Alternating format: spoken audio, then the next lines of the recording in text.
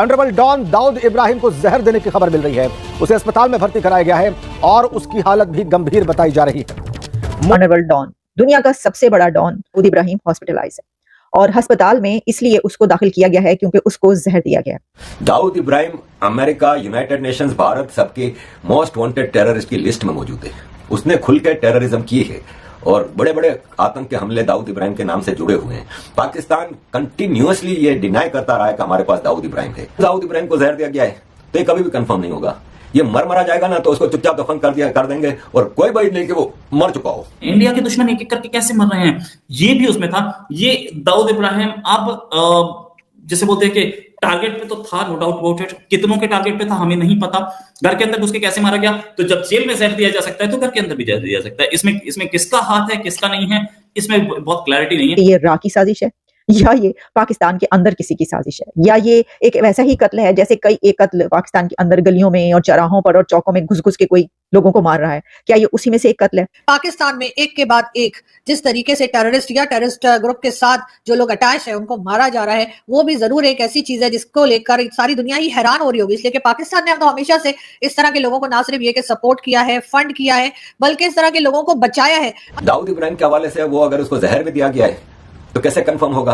पाकिस्तान कभी भी एक्सेप्ट नहीं करेगा कि दाऊद इब्राहिम को जहर दिया है, मर गया है, जिंदा है, हॉस्पिटल में है, ये है वो है, ये कभी भी नहीं पता चलेगा। एक दिन मर जाएगा कुत्ते की मौत, जग में सब कहेंगे मर लाला।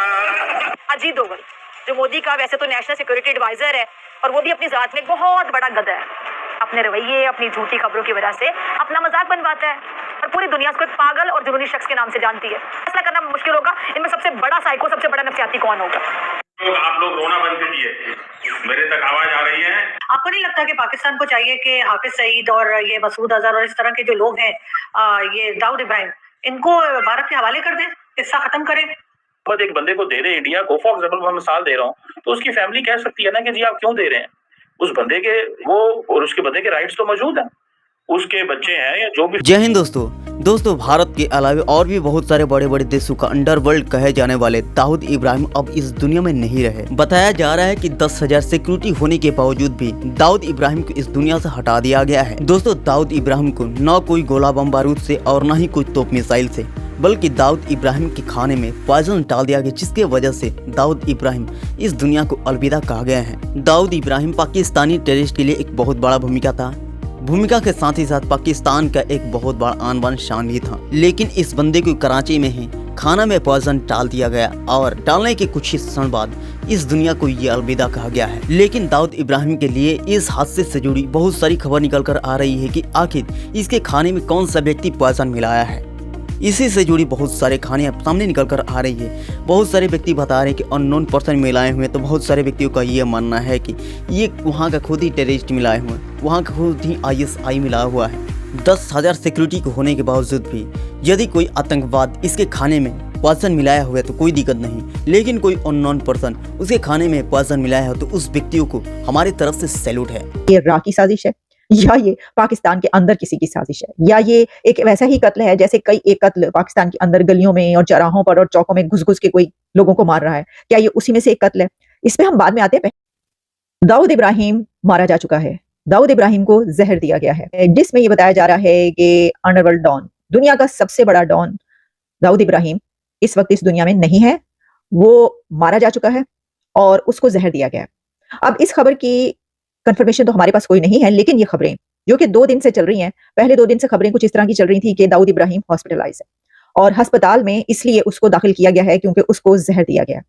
और फिर इंडियन मीडिया पर ये खबरें भी चलती रही और चल रही हैं कि वो कराची के एक अस्पताल में उसको दाखिल किया गया क्योंकि वो कराची में था और उससे पहले उसको जहर दिया गया और फिर उसके बाद उसके जो सारे आज़ाद थे वो जब काम करना छोड़ गए तो फिर कल रात को 1 बजे ये खबर मिली कि वो मारा जा चुका है, यानी वो मर चुका है। पहले जरा हम ये देख लें कि ये खबर कहां पर है। एक तो ये जैसा मैंने आपको बताया कि इंडियन मीडिया पे इस वक्त ये खबर वायरल हो रही है। अच्छा, फिर उसी के साथ हमने देखा कि एक जो पॉलिटिकल एनालिस्ट है सुमित पीर, जो कि हमारे प्रोग्राम में भी काफी दफा आते रहे, उन्होंने भी एक प्रोग्राम में ये कहा कि उनको कल रात को 1 बजे के करीब ये कंफर्मेशन मिल गई थी या ये खबरें उन तक पहुंच गई थी कि दाऊद इब्राहिम को अस्पताल में जो है वो मारा जा चुका है, वो मर चुका है और अब वो जिंदा नहीं है दुनिया में, और उससे पहले उसको जो है वो जहर दिया गया, जहर देकर मारा गया।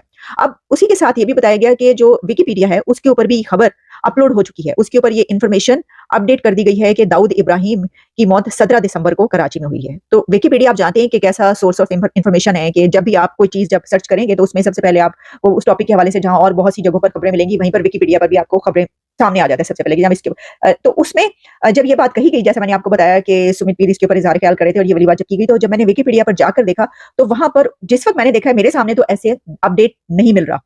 तो हो सकता है कि क्या रीजन टू रीजन इसको अपडेट किया जाता है, हर जगह पर ऐसा चल रहा है विकिपीडिया पे, या उसको अपडेट किया गया था और उसको डिलीट कर दिया गया, या क्या है इसके बारे में मेरे पास तो कोई मतलब ऑथेंटिसिटी में इस बारे में नहीं बता सकती। लेकिन ये बताया गया कि जनाब वो जो है वो विकिपीडिया पे भी अपलोड कर दिया गया कि 17 दिसंबर को कराची में उसकी मौत हुई। और आप जानते हैं कि उसकी जो पैदाइश है वो 26 दिसंबर 1955 1955 की है। चलें, ये बात तो अपनी जगह पर कि जैसा हमने पहले भी कई मरतबा इसके पर बात की कि भाई ये हो क्या रहा है कि पाकिस्तान के अंदर लोगों को घुस-घुस के जो है वो मारा जा रहा है। और कभी ये कहा गया कि ये इराक की साजिश है, ये दूसरे मुल्क की एजेंसी जो हैं उनके गुमाश्ते, उनके लोग जो हैं उनके एजेंट्स वो गली-गली फिर रहे हैं और लोगों को मार रहे हैं। अब ये बात इसलिए कही जाती है क्योंकि जो इस तरह के लोग जो मारे जा रहे हैं या जिनकी खबरें आती हैं ऐसी, उन सब का ताल्लुक कहीं ना कहीं से ताने-बाने जो जाके जुड़ते हैं उन दहशतगर्दी के हमलों से जो कि इंडिया पर किए गए। अब दाऊद इब्राहिम का जो नाम है वो आप जानते हैं कि मुंबई हमले जो है उसके जो मास्टरमाइंड कहा जाता है, जो सबसे ज्यादा नाम लिया जाता है वो दाऊद इब्राहिम का। असर सिर्फ यही नहीं बल्कि दाऊद इब्राहिम का नाम तो और बहुत सारी ऐसी चीजों में लिया जाता है। और ये भी बात याद रखिएगा कि दाऊद इब्राहिम इंडिया और अमेरिका की तरफ से डिक्लेयर्ड दहशतगर्द है, डिक्लेयर टेररिस्ट है वो। और उसके ऊपर मेरा ख्याल है कि $25 मिलियन का बाउंटी भी है, वो भी रखा गया, इनाम रखा गया कि जो भी बताएगा कहां पर और कैसे है।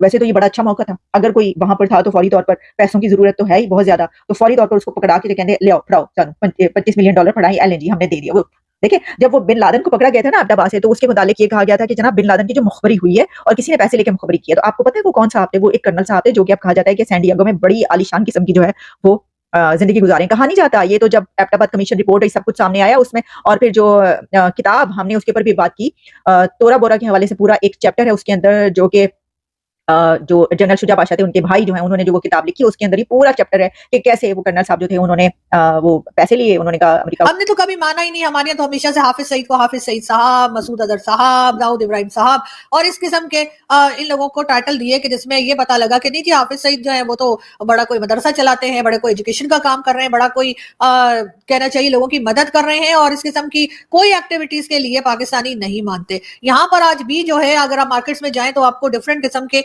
बॉक्सेस रखे मिल जाएंगे, जिन बॉक्सेस के अंदर यानी डोनेशन बॉक्सेस मिल जाएंगे जिसमें कि ये डिफरेंट पार्टी के लोग जो है वो कहते हैं लोगों से कि वो उन्हें डोनेशन दें ताकि वो अपनी कार्रवाइयां कर सकें, जिसमें कि जिहाद भी शामिल है, जिसमें कि गज़वाए हिंद भी शामिल है और इसी तरह के दूसरे काम। और उसमें लोग इतना बढ़ चढ़ कर पैसा डालते हैं कि आप यकीन नहीं करेंगे कि बहुत सी लेडीज ऐसी हैं जो अपना जेवर तक इनके चैरिटी बॉक्स में डाल देती हैं और उनका ख्याल है कि ये लोग कोई बहुत ही बेहतरीन काम कर रहे हैं। अगर ये कोई नॉन मुस्लिम्स को जो है वो मुसलमान बना रहे हैं, अगर ये गज़वाए हिंद कर रहे हैं, अगर ये हिंदुस्तान के खिलाफ कोई काम कर रहे हैं, जिसमें कि पहले की आप अगर यूट्यूब पे चेक करें तो आपको हाफिज सईद की कई पॉलिटिकल रैलीज मिल जाएंगी जिसमें वो पॉलिटिकल रैलीज में खड़े होकर कश्मीर के हवाले से और डिफरेंट चीजों के रेफरेंस में जो है वो भारत को ना सिर्फ ये कि ललकारता हुआ दिखेगा बल्कि धमकियां देता हुआ भी नजर आएगा।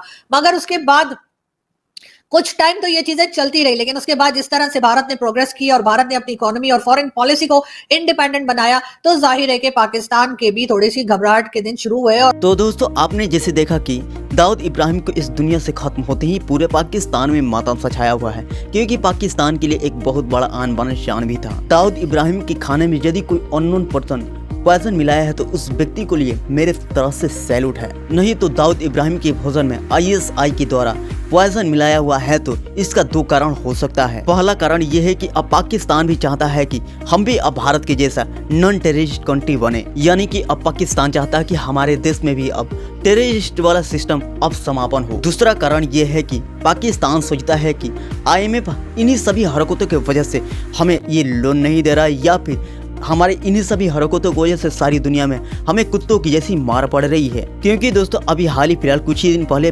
पाकिस्तान के 23 से 30 पाकिस्तानी आर्मी को वहां के खुद ही टेररिस्ट इस दुनिया से हटा दिए हैं, जिसके बारे में मैंने ऑलरेडी एक वीडियो बना दिया, आप जाकर के इस वीडियो को चेकआउट भी कर सकते हैं। दोस्तों यदि इस हादसे में हमारे देश भारत का हाथ हो सकता है तो ये तो बहुत बहुत धन्यवाद मोदी जी सरकार को, क्योंकि दोस्तों मोदी जी सरकार कुछ ही दिन पहले छोटे छोटे अंडरवर्ल्ड को इस दुनिया से खत्म कर रहे थे, लेकिन यदि भारत का हाथ इस हादसे को लेकर के हुआ तो अब मोदी सरकार के रहते अब अंडरवर्ल्ड यानी बड़े बड़े अंडरवर्ल्ड को इस दुनिया से खत्म किया जा रहा है। तो दोस्तों अभी के लिए बस इतना ही। यदि वीडियो अच्छा लगा तो वीडियो को लाइक कर लीजिएगा और चैनल पर पहली बार हैं तो हमारे चैनल को सब्सक्राइब कर लीजिएगा, ताकि मैं भी मोटिवेट रहूँ और आपके लिए ऐसा ही मजेदार वीडियो लाते रहूँ। तब तक के लिए जय हिंद, जय भारत।